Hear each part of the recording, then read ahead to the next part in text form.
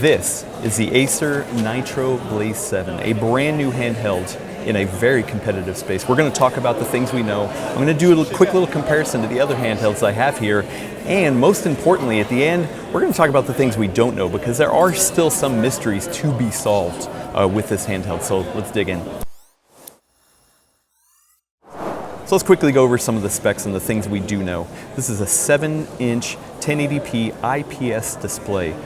Most notably, it goes up to 144 hertz and is FreeSync Premium certified. So 144 hertz VRR screen, very nice, and that sets it apart from some of the other handhelds on the market.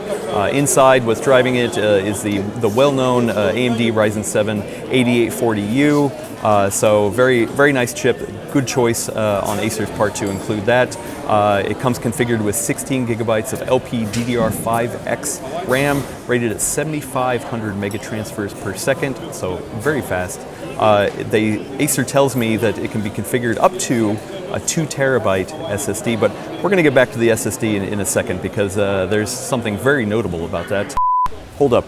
Future Adam here.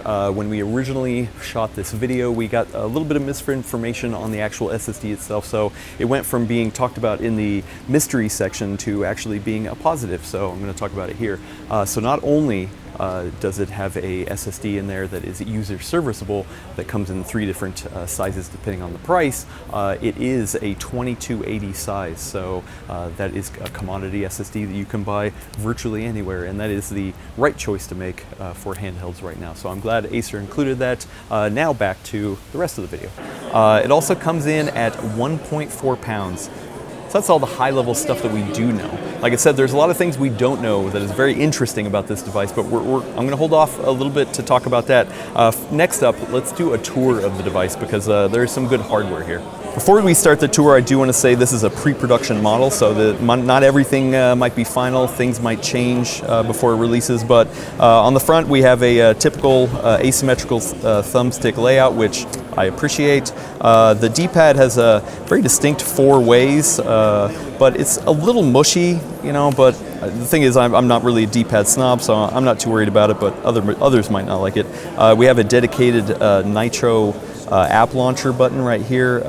It's very bare bones right now, but we'll talk about that a little bit more later. I'm going to minimize that. On the other side, the 4 face buttons, interestingly, sound very clicky, but the thing is that they're not. They're actually dome switches, and they take a little bit of pressure, but that click you're hearing is from the plastic clicking back into place after being depressed. So these are quite loud, clicky buttons right now that I'm not particularly a fan of.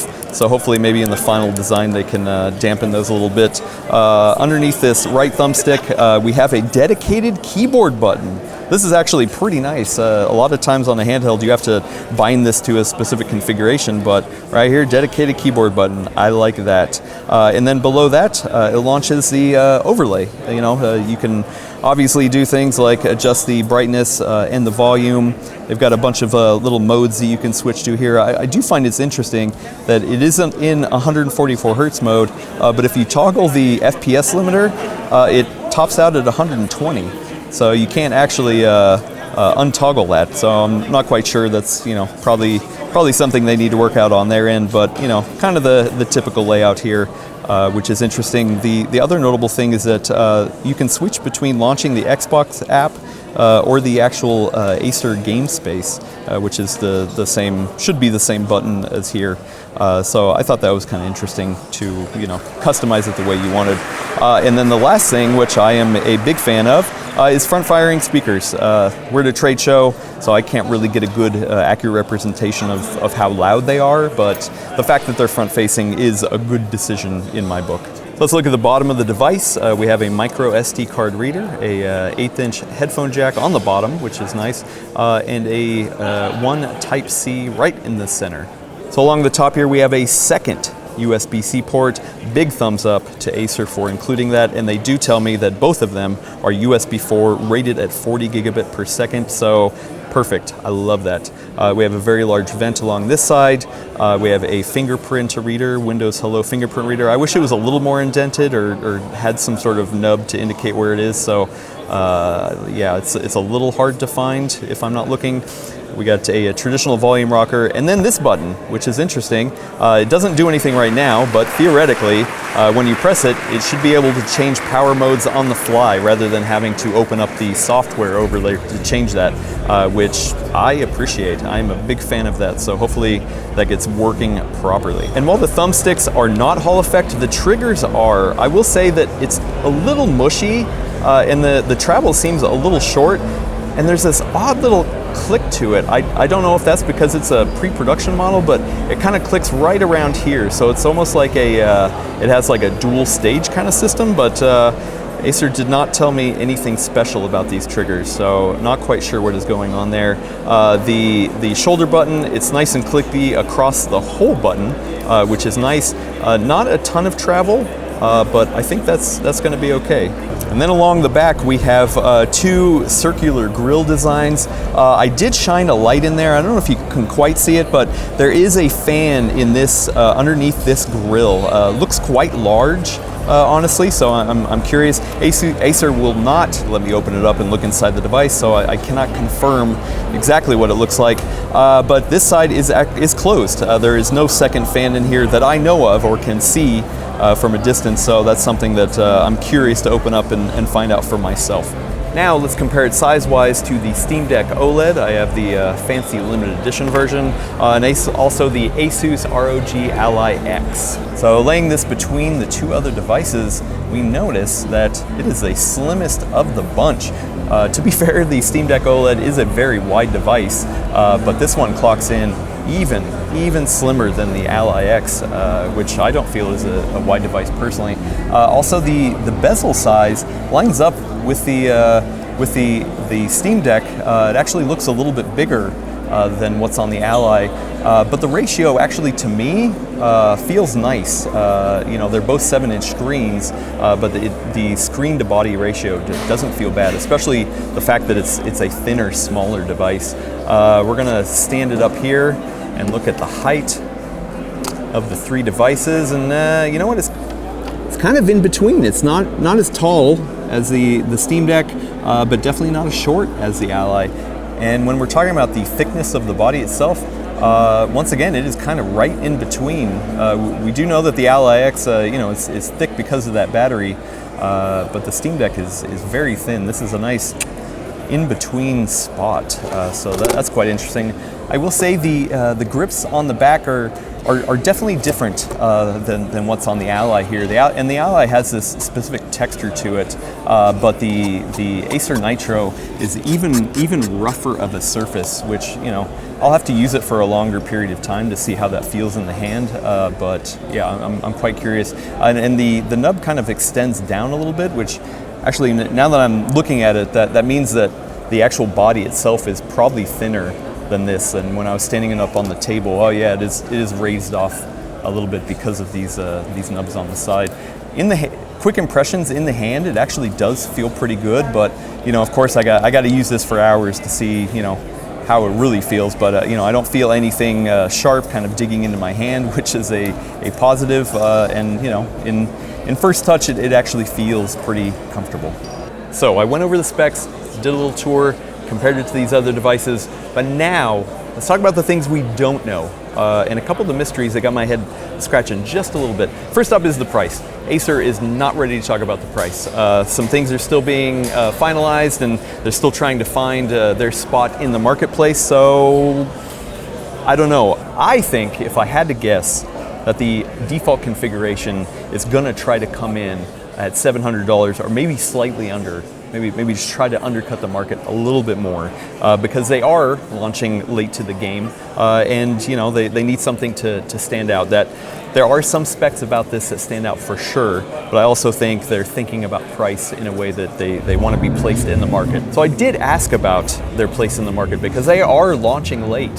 Some of the other major players have been out for a bit, so Why would they want to get into such a crowded market? And they said, you know what, we want Acer to be known synonymous with gaming. They want to be a part of this new trend of handheld gaming space. And while I'm excited that there are more players here, yeah, I'm curious to see if they truly can carve out a niche that makes sense for them and something that they can continue to innovate further into the future. Speaking of future ideas, I did ask them, they have two lines for their gaming stuff. They have Nitro and they have Predator. Why not brand this Predator? Why go Nitro? And they said, you know what? They really see Predator as like a top-end experience, like a really premium experience for their laptops. So maybe that hints that a more premium experience in a handheld is yet to come. Maybe the entry-level one is a Nitro and a Predator one is a top-end experience, just like what they have on the laptop. So something to think about. Next up is the launch. Acer is not ready to talk about the launch. Even when I was asking them and just trying to poke and prod, they don't know. They're not ready to talk about it, and the closest I could get was, do you think it'll come out before the end of the year? And they gave me, yeah, you know, it would make sense.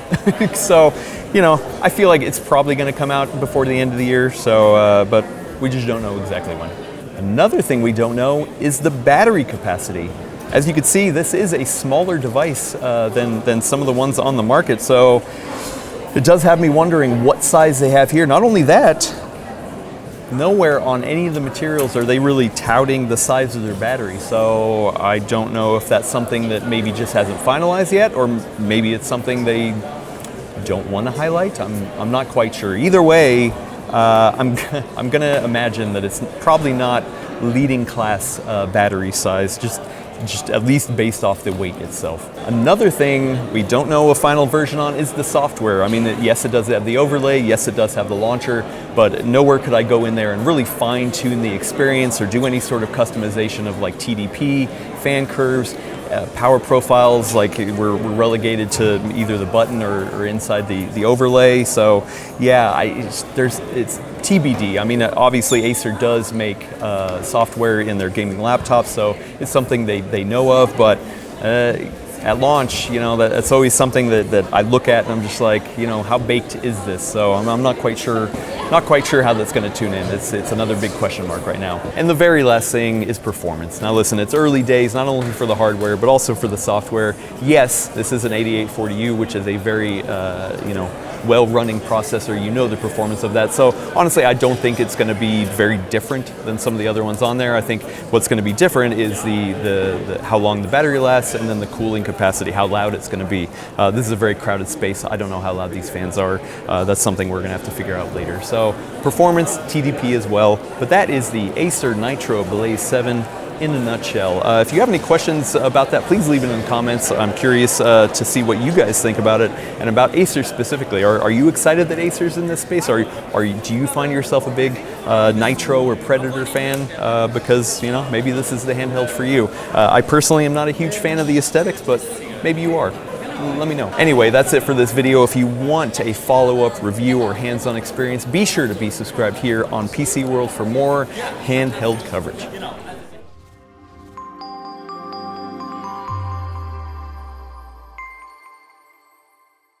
Oh my God, I forgot the most important thing, the sniff test.